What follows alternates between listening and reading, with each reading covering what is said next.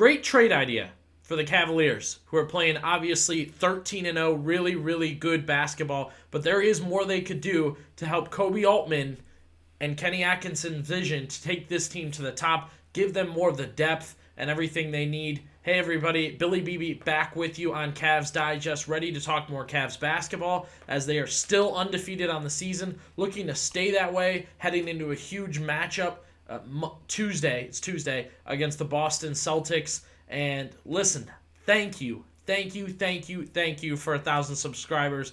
Channel's growing, channel is booming. We asked people to subscribe, we asked people to get with the channel, and they did exactly that, so we appreciate that. Thank you to everybody who subscribed. If you haven't subscribed, there's a reason there's 1,000 subscribers. We're pushing content right now. We're getting a lot of great Cavs stuff up right now and excited to kind of keep doing that as the season goes along. So be sure to subscribe. Today is one where you're going to want to drop down into the comments. Talked to Little Max Strus last video, and the comments got flooded with the opinion there, so feel free to do it today. We're going to talk about trade opportunities for the Cavaliers, so I'd be glad and happy to hear from other Cavs fans about what they think, about what the Cavs should be doing, what I've said, anything. Drop down in the comments, and again, be sure to subscribe to Cavs Digest. So, as I said, Cavaliers playing really, really good basketball as they continue to march on in the season. They'll play the Chicago Bulls tonight, and again, their eyes are already looking forward to Tuesday night in Boston as a part of the NBA Cup. That'll be a really, really fun matchup. You saw this name in the thumbnail, and I think this is a name the Cavaliers need to get with and go after, and it is Larry Nance Jr. If you don't know him, I'm confused how you don't, because at least you know Larry Nance Sr., then at least you know Larry Nance Jr. from his time in Cleveland, then went, I think, Chicago, Portland, New Orleans, and now with the Atlanta Hawks. This is a guy I want back in Cleveland. I've wanted him back in Cleveland for 2 years now. I've had big arguments with Cavs fans, first of all, about this team's backup center spot. It's been a huge debate about if they need a backup center. Now, they've ran through some names, really, since they got Jarrett Allen. I mean, they have absolutely ran through some names since that Mobley-Allen tandem has been set up. You know, Robin Lopez was one. Tristan Thompson relied on as one. You know, and a lot of people say, well, they can just switch Allen and Mobley out. Well, already we've seen Allen's a little sore. Allen's a little tired. And we need a backup center. They need somebody to fill that spot. And honestly, I do think Larry Nance is perfect. He's not as tall as Allen and Mobley, but he's about as tall as Allen, and he's as athletic as Allen, if not more. Better jump, plays great defense, and makes some really flashy plays on the offensive end. He knows Darius. I think he would know Darius and maybe Dean, and I'm not sure who else, honestly, at this point from the Cavaliers kind of rebuilding. He would know Tristan, I think, from some rebuilding days with the Cavaliers. But look, my thing is, he's perfect for the amount of minutes he is playing right now to fit in with this team, to even shrink those minutes and get out on the floor. And he'll know one thing. The Cavaliers are not going to over-rely on him. Okay? The Cavaliers are just going to give him his minutes. I would predict 10 to 12 a game. Let him get out there. Let him play some athletic defense, some pesky defense, and get a dunk or two in. And, you know, I know he's developed some jump shots, a little bit of decent three-point shooting.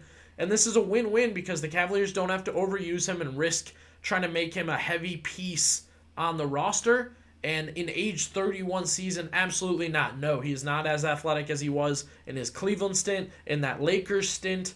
But with less minutes, he should just be able to get out there, play a little bit of defense, make a little bit of difference on the offensive end, and be a more reliable backup big than, say, Tristan Thompson or JT Thor, who I don't even think we've seen yet this season. This is a reliable option, vibes guy.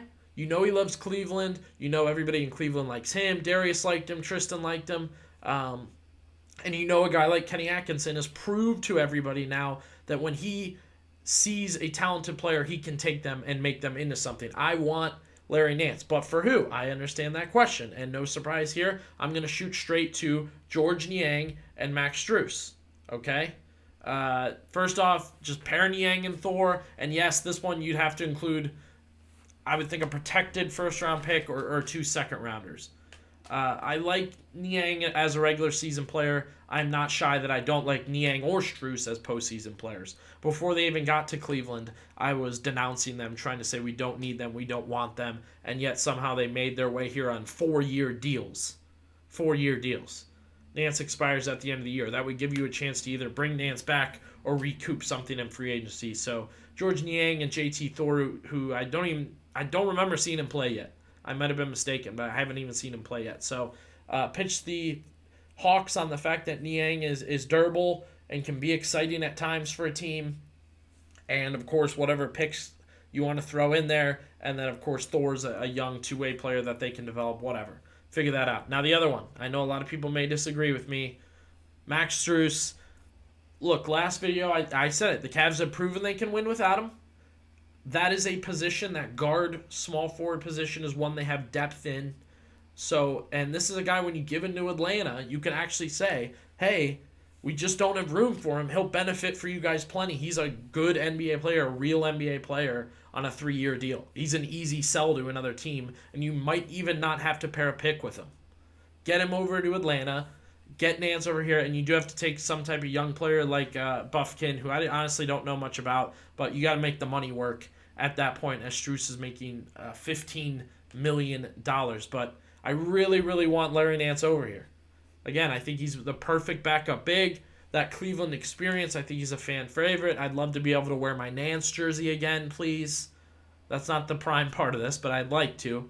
I think he's a good fit. Ton of pushback on that. I've gotten a ton of pushback on that, both on this channel and in the past. So, Larry Nance Jr., I think a good fit. A good fit. Real quick, a while back I was upset when Bill Simmons, one of my favorite podcasters, really just was not giving love to the Cavaliers. He has changed his tune. Want to give you a chance to watch a quick video from the Bill Simmons podcast before we finish this video out.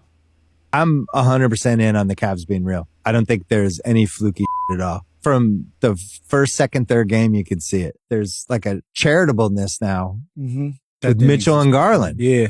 I don't think Mitchell cares if he doesn't have the ball in the last minute anymore. I felt like he did last year. And I think Garland did a little bit too. I just feel like they've sorted out something. It's crazy how these things flip, because there was all this smoke around Donovan Mitchell for years that he was not long for Cleveland. Yeah. He ends up doing his extension. Shams puts out that report that Garland's representation might seek a forgot trade about that. Yeah. if Mitchell's still on the team because he feels like he's not being optimized. They bring in Kenny Atkinson and man, everything sort of flips and everybody has this level of buy-in. It's just so crazy how things can turn on a dime in this league. They've bought in and they look so much better for it. Love to see it. Bill Simmons is they call him the pod father. Great NBA podcast. If you haven't listened, changed his tune on the Cavaliers. Said the Cavs couldn't quite float in that area with the Celtics and Thunder. Obviously has changed his tune on that. He gets it too, where they've checkmarked box after box after box with somebody like him, and they're looking good. So, drop down into the comments. What do you think about Larry Nance Jr. coming to the Cavaliers, coming back to the Cavaliers? Is it Strus that should go for him? Is it Niang and another piece that would go for him? Are you comfortable giving up picks? Drop down in the comments, let me know, and be sure to subscribe to Cavs Digest.